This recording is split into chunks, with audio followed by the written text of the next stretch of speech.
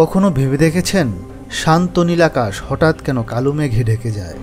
ফুসকে থাকা সমুদ্রের ঢেউ কেন দৈত্যের মতো আছড়ে পড়ে উপকূলে, লণ্ডভণ্ড করে দেয় উপকূল, কেড়ে নেয় ঘরবাড়ি, এমনকি জীবন।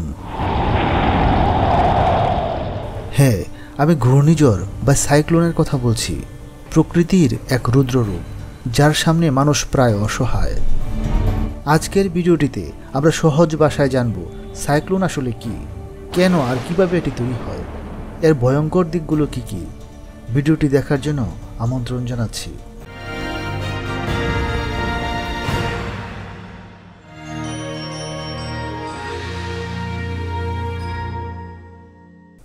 সহজ কথায়, সাইক্লোন হলো ক্রান্তীয় অঞ্চলের উষ্ণ সমুদ্রে তৈরি হওয়া বিশাল ঘূর্ণায়মান ঝড়।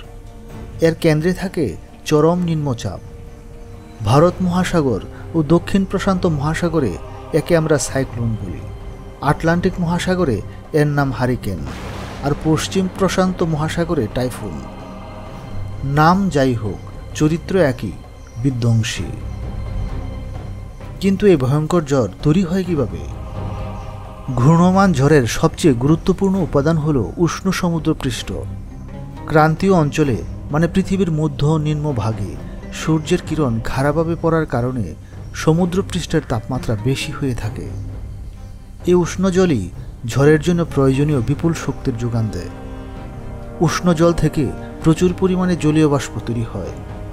বাতাস গরম হওয়ার কারণে আয়তনে বেড়ে গিয়ে হালকা হয়ে উপরের দিকে উঠতে শুরু করে।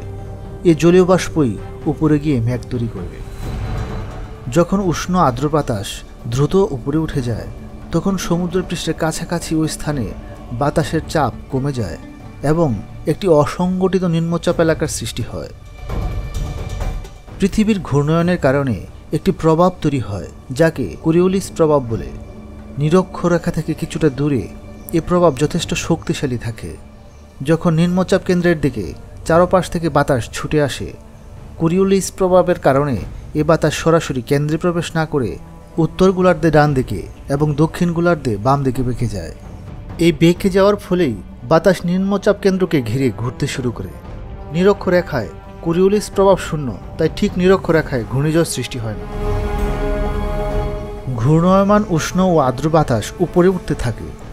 উপরে উঠে ঠান্ডা হওয়ার ফলে জলীয় বাষ্প ঘনীভূত হয়ে বিশাল মেঘ ও বৃষ্টির সৃষ্টি করে। এই ঘনীভবনের সময় প্রচুর পরিমাণে সুপ্ত তাপ নির্গত হয়।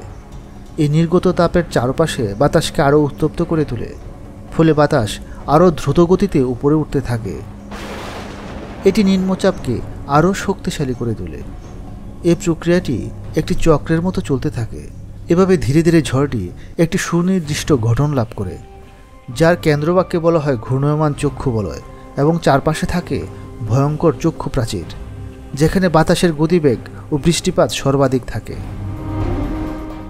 ঘূর্ণায়মান বাতাসের গতিবেগ যখন একটি নির্দিষ্ট সীমা অতিক্রম করে, তখন তাকে ক্রান্তীয় ঘূর্ণিঝড় বা সাইক্লোন হিসাবে ঘোষণা করা হয়। সব সাইক্লোন সমান শক্তিশালী হয় না। এদের তীব্রতা মাপা হয় মূলত বাতাসের সর্বাধিক গতিবেগ দিয়ে। ঘন্টায় 100 থেকে 250 কিলোমিটার বা তারও বেশি বেগের বাতাস কাঁচা বাড়িঘর ভেঙে ফেলতে পারে, গাছপালা উপড়ে ফেলতে পারে, বিদ্যুতের খুঁটি ফেলে দিয়ে যোগাযোগ ব্যবস্থা বিচ্ছিন্ন করে দিতে পারে। একটানা প্রবল বৃষ্টিতে শহর অঞ্চলে জলাবদ্ধতা এবং পাহাড়ি অঞ্চলে আকস্মিক বন্যা ও ভূমিধসের সৃষ্টি হয়। ঝড়ের প্রভাবে সমুদ্রের জলস্তর স্বাভাবিকের চেয়ে 5 থেকে 20 ফুট বা তারও বেশি উঁচু হয়ে তীব্র বেগে সমুদ্রের উপকূলে আছড়ে পড়ে। এই সামুদ্রিক জলোচ্ছ্বাস উপকূলীয় গ্রাম বা শহরকে ভাসিয়ে নিয়ে যেতে পারে, যার পরিণতি হয় ভয়াবহ। তবে আধুনিক বিজ্ঞান এখনও অনেক আগে থেকেই সাইক্লোনের পূর্বাভাস বলে দিতে পারে। বিজ্ঞানীরা স্যাটেলাইট, রাডার, বিশেষ বিমান এবং শক্তিশালী কম্পিউটার মডেল ব্যবহার করে সাইক্লোনের জন্ম, গতিপথ এবং সম্ভাব্য তীব্রতা ক্রমাগত পর্যবেক্ষণ করেন। এই তথ্যের ভিত্তিতে সরকারি আবহাওয়া দপ্তর থেকে বিভিন্ন ধরনের সতর্কতা জারি করা হয়। আমাদের দেশে এমন 1 থেকে 11 নম্বর পর্যন্ত বিভিন্ন সতর্কতা সংকেত ব্যবহার করা হয়। এই সংকেতগুলোর অর্থ বোঝা এবং সে অনুযায়ী ব্যবস্থা নেওয়া অত্যন্ত জরুরি।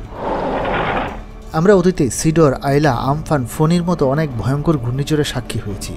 এগুলোর রেখে যাওয়া ক্ষত আমাদের বারবার মনে করিয়ে দেয় প্রস্তুতির গুরুত্ব। অনেক বিজ্ঞানী মনে করেন বিশ্ব উষ্ণায়ন, জলবায়ুর পরিবর্তনের ফলে সমুদ্রপৃষ্ঠের উচ্চতা বাড়ছে, যা ভবিষ্যতে আরও ঘন ঘন এবং আরও শক্তিশালী ঘূর্ণিঝড় তৈরি করতে পারে। তাই আমাদের আরও বেশি সতর্ক থাকতে হবে। সাইক্লোনকে আমরা আটকাতে পারবো না, কিন্তু সঠিক প্রস্তুতি নিলে ক্ষয়ক্ষতি অনেকটাই কমাতে পারি এবং নিজেদের জীবন বাঁচাতে পারি। আজকের ভিডিওটি যদি আপনাদের তথ্যপূর্ণ মনে হয় তাহলে প্লিজ লাইক বাটনটি ক্লিক করুন। আপনার বন্ধুদের ও পরিবারের সাথে শেয়ার করে তাদেরকেও জানার সুযোগ করে দেন। আর এমন গুরুত্বপূর্ণ বিষয়ে আরও ভিডিও পেতে আমাদের চ্যানেলটি অবশ্যই সাবস্ক্রাইব করুন এবং বেল আইকনটি প্রেস করতে ভুলবেন না। আপনাদের সকলের সুস্থতা ও নিরাপত্তা কামনা করছি। আবার কথা হবে পরের ভিডিওতে। ধন্যবাদ। ভালো থাকুন, ভালো রাখুন।